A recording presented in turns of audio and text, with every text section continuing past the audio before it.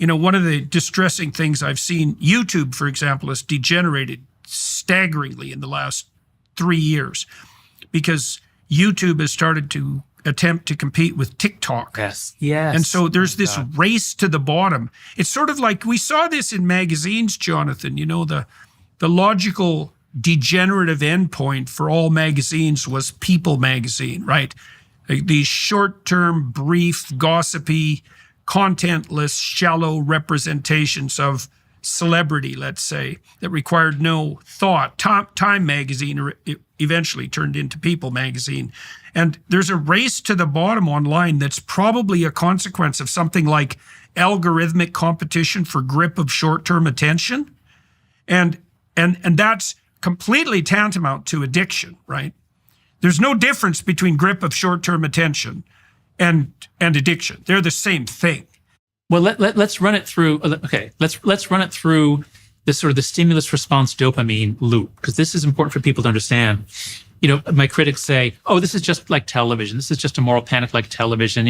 Adults said that it was rotting kids' brains, but we turned out fine.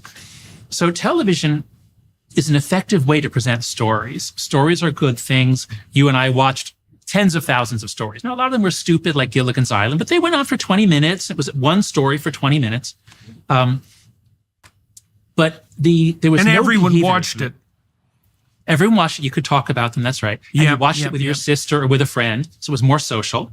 And there was no behaviorist training. That is, you didn't do anything that you were reinforced for. What happens when it moves onto a smartphone? First, it's a small screen that you control. Now you're watching alone. You're not with your sister or brother. You're not with your friends. You're alone. And the content is shorter and shorter, as you say. TikTok discovered that the fastest way to train people is these short videos. And what are they training to do? So a video comes up, you're watching it, and you've been watching it for 8 or 9 seconds, and you become an expert in saying, this is not the most interesting. Let me try again, like a slot machine. I'll do a behavior, I'll swipe, and then I get a reward. But it's a variable ratio reinforcement schedule. So, sometimes I swipe and it's not better, but sometimes I swipe and it is better. And so that feeling of slot machine. Exactly. In fact, it's modeled after the slot machine. The pull down, it was literally modeled, you pull down and then it kind of bounces. That was literally modeled on the slot machine. And so as long as it involves little bits of dopamine in response to doing a behavior, now you're engaged in the psychology of addiction. And this is Anna Lemke's wonderful book, Dopamine Nation. Whereas television, you could have a habit, but it didn't cause addiction in the same way. So social media, video games, and short videos are all based on giving kids quick dopamine. And if you don't give them quick dopamine, they're going to go to one of your competitors. And that's why you said race to the bottom. Tristan Harris calls it a race to the bottom of the brainstem. If you don't go to the bottom of the brainstem and just get them, then TikTok's going to get them.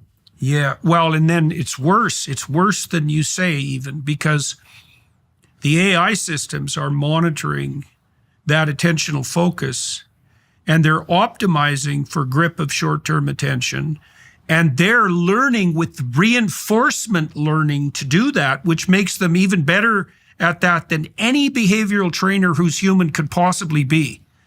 So we've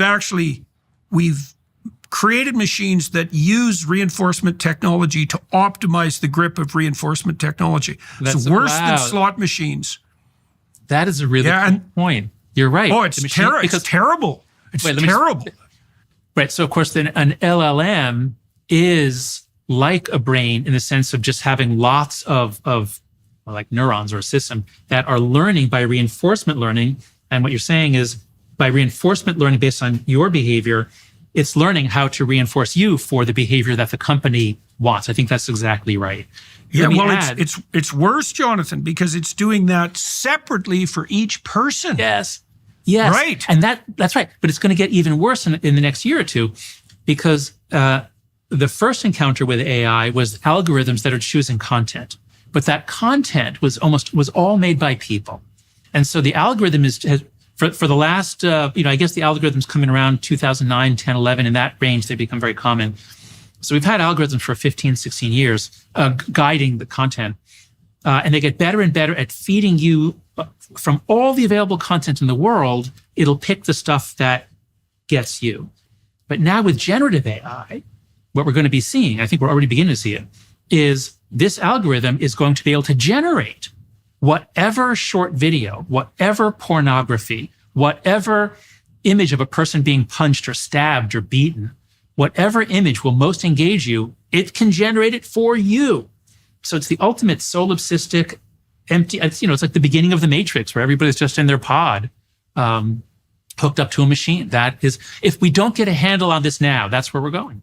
It's the ultimate in Narcissus mirror, right? Because really what you're doing is you're gazing into a pool that's your fatal short-term weakness, right? Wherever you can be hooked, you're going to be hooked. And the problem is it's optimization for short-term grip of attention at the expense of everything else, right? And so it's bread and circuses. See, you remember in the Pinocchio movie that the delinquents end up on Pleasure Island, right? You remember, this is so interesting because one of the motifs in horror, common motif, is the vicious criminal, psychopath, sadist who lurks on the fringes in the amusement park, right? The evil clown, the carny who's gone wrong, and it's exactly pointing to the danger of that brainstem hedonism. And the danger there is the sacrifice of the future and the social community for the immediate present. So it's a reverse sacrifice. Instead of maturity is the sacrifice of the present for the future and for others. Immaturity is the sacrifice of the other and the community for the immediate, for the present. And these bloody machines are going to optimize for that. That is what's happening. Great. So this is the perfect transition to the boys' story because, as I said, so I wrote the book focused on the mental illness, focused on depression, anxiety, self-harm, suicide. And that is mostly worse in the girls. But what I've come to see since the book came out a year ago is that I think the bigger destruction is the destruction of the ability to pay attention. And it's for the reason that you just said. We have to develop executive function. We have to develop the ability to set ourselves a goal. I want to do X, and therefore I have to do steps A, B, C, and D. But if we just get stuck at A all the time, because A is so interesting and it just hooks us, we never get to B, C, D, or X, then we don't develop into an adult. We don't develop into a competent adult, an employable adult, an adult that someone would want to marry or hire. And as I understand it, in the book, I make the distinction between slow dopamine and fast dopamine. Fast dopamine is you do something, you get a reward. You do something, you get a reward. And that's video games, that's scrolling. But slow dopamine is you pursue a goal over weeks or months. And as you make progress on it, it feels great. Like when I with my first girlfriend, like I sort of had my eye on her, and then I got up the courage to talk to her. And when that first conversation went well, like, wow, that felt great. So it was a long-term plan with various steps.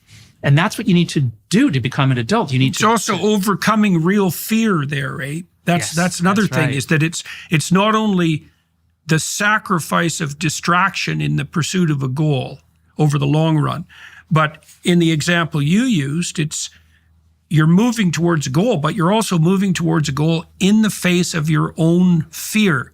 And that isn't realized in the virtual world because there's no practice for resilience. Like, part of the utility of games, which we didn't go into, is that half the time when you play a real game, you lose. And the advantage to that is that you develop resilience in the face of loss. You have to accept it gracefully, you have to learn from it, and you have to persist, right? And so the loss is unbelievably important, especially because in life, you probably lose more games than you win, right? Partly because you don't have to win that many games to be successful. You have to win some, but you definitely have to persevere through loss. Yes. Yes. And I would add on another feature of games, which is very important, which is rule administration and litigation. And so the great Swiss developmental psychologist Jean Piaget in the moral development of the child, which is like the classic text of moral development, he would get down on his hands and knees and he would play marbles with kids in Geneva. And he would deliberately do something stupid or wrong. And he'd wait to see what they did, how they enforced the rule, and how they explained it. And in a real game, this is perhaps the most nutritious part of all, is the rule, like, that was out of bounds. No, it wasn't. Yes, it was. You argue about it, but everyone wants to keep the fun going. So it's very rare that someone's going to storm out and take their marbles. No, I'm not going to play. Like, there's a lot of, and you'll be a crybaby and a loser. So there's a lot of pressure you have to work it out somehow. Now, what happens in a video game? Is anything ever called out of bounds? Does the player ever have to adjudicate anything? Everything is done by the program.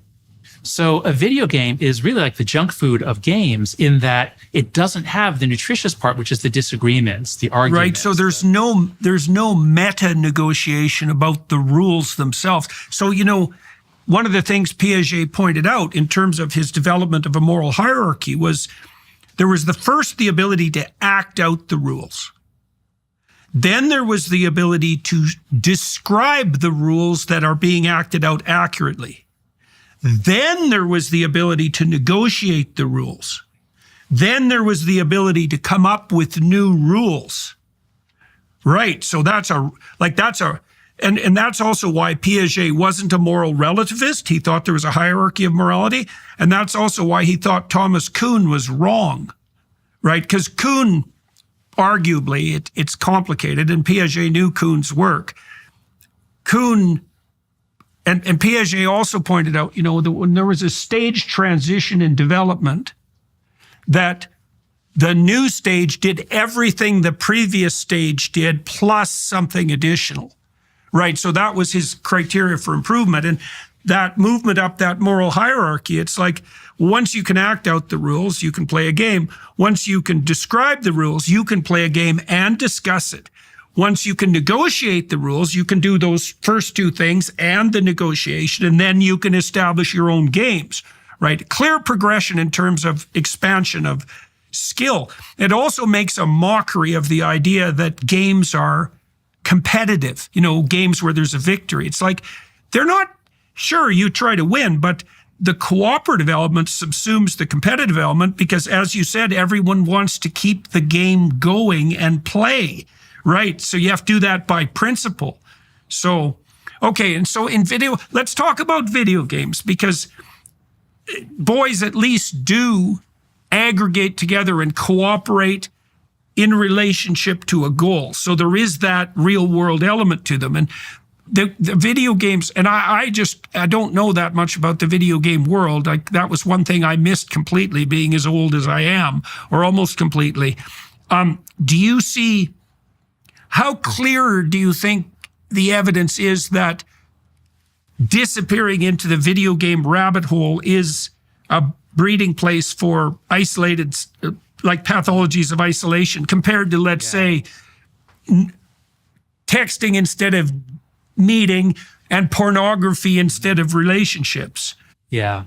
So video games is more complicated. When I started the book, I knew what the girl story was. The story, social media, girls, anxiety, depression was very clear. And I thought maybe it'll be the same for boys with video games. And it's not quite the same. The correlational data, the experiments, video games are not as harmful to boys as social media is to girls. Sometimes there are even signs of certain benefits from them.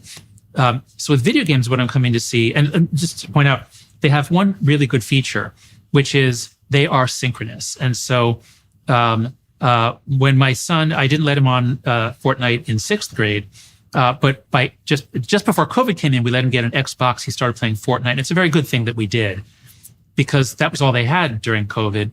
And they would be laughing. He'd be laughing his head off with his friends. So that's much better than what girls were doing on social media. The problem, as I'm seeing it with video games, is two things. One is the addiction. That is, about 10% of boys develop what's called problematic use, which is compulsive use. It interferes with other aspects of life. It often looks like addiction. And when we talk about, I've met so many parents whose boys are completely lost to video games.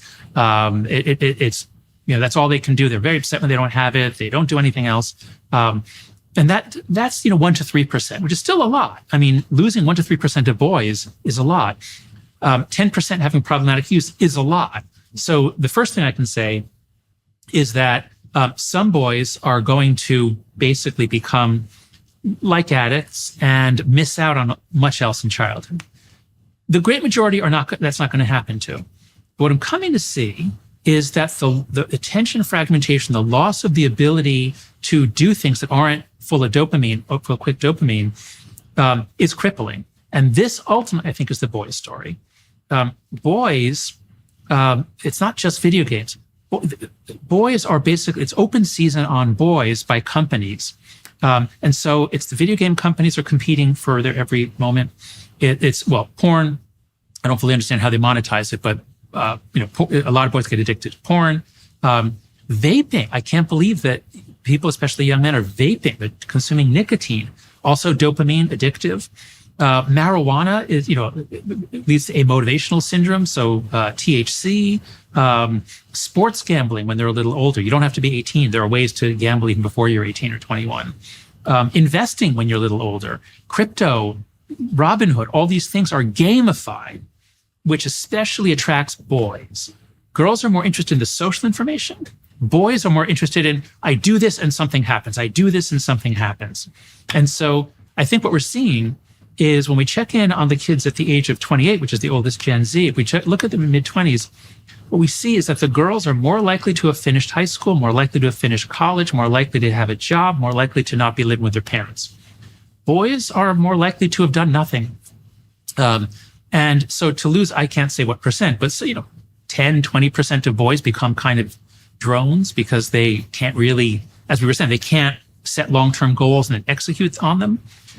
This is a tremendous loss to any society to lose a substantial portion of your young men in that way. Again, I can't put an exact number on it, but it's 10% is the problematic use number, and so the percent that are damaged in some way is certainly higher than that.